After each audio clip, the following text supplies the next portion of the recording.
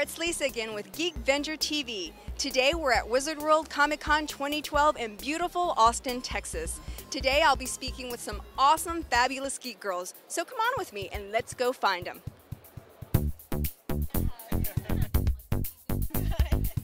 We see them more and more at every con. Females. Wait, what? That's right.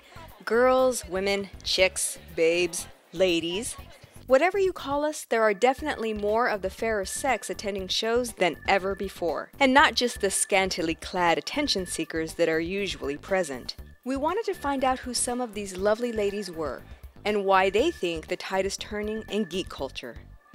Gentlemen, this is not a boys' club anymore. It's a culture that's populated by, pasty, overweight men, but now we see hot women, so how do you figure into this?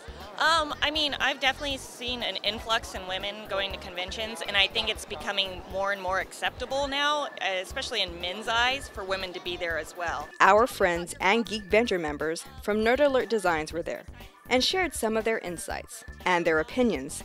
It's nice seeing more and more people, more girls going not as like the ultra lady Captain America or Wonder Woman, but there's like more conservative and costumes that people just put a little more effort into, and they're more concerned, I guess, about making it realistic than sexy. So it's kind of nice seeing like girls that are there to be there, not there just to be like gawked at. At Wizard World Austin, we spoke to just about every different kind of geek chick we could find. An artist. Tell me about your geekdom. How did your foray into being a geek chick?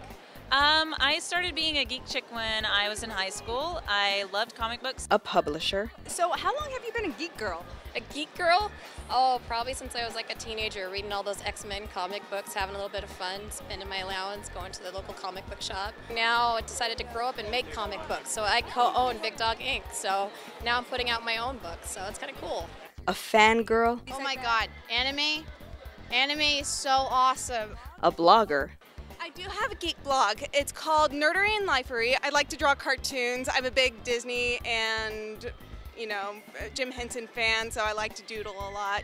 And I also contribute to the Anomaly blog, where I write some book reviews and, maybe I'll do a little parody every now and then. A spouse. So is this your first con, or have you been to cons before? This is my first one. And what's your experience been so far? It's really cool. It's definitely something I hope to do again and again. And how long have you been a geek chick? My whole life. My brother got me started on Star Wars when I was about 4, and so from then on, What an awesome brother. Yeah. Gotta love a brother who hands down the geek heritage, right? Podcasters. I'm speaking with the ladies of the podcast Anomaly. This is Jen. Hi, I'm Jen. And this is Angela. I'm Angela. So tell me how your podcast came about.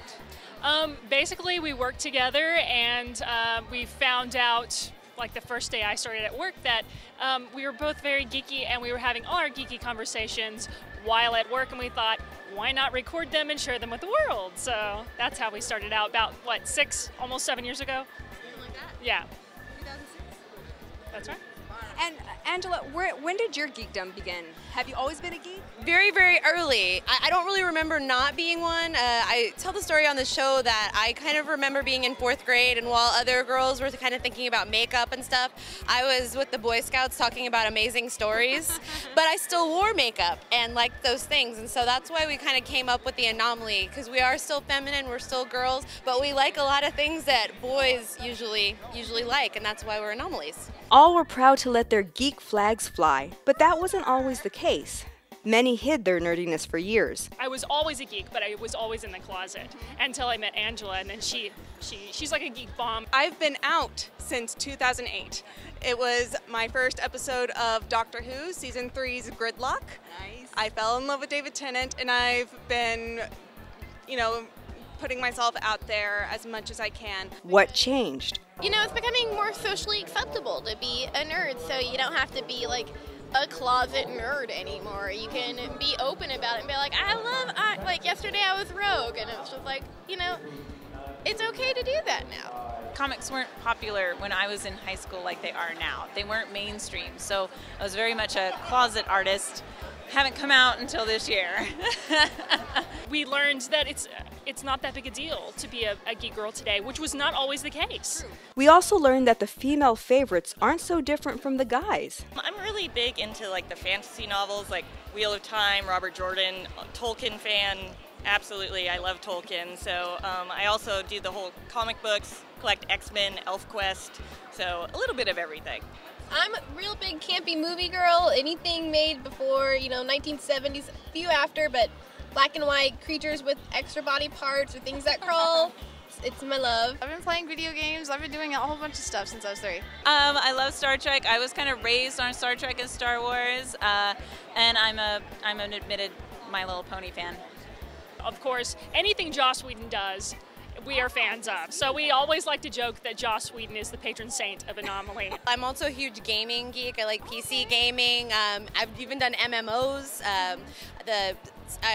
Civilization, Sims. I played World of Warcraft. I've done Knights of the Old Republic, and I'm playing Assassin's Creed right now. In most cases, anyway. I won't play D&D with me, though. No D&D, no D&D. Yeah, I won't get into that. Way to go, girls. Represent. Of course, we kind of put it out there, to empower women to be excited about their geeky side. Girls can be geeks too and still like their glamour magazines and stuff. I'm a geek and I'm proud of it. Maybe someday when we have a child, we'll corrupt them and bring them to these things too. My husband is a gamer geek. My daughter's kind of got exposure. She's got the art and the games. So yeah, we're raising a super geek.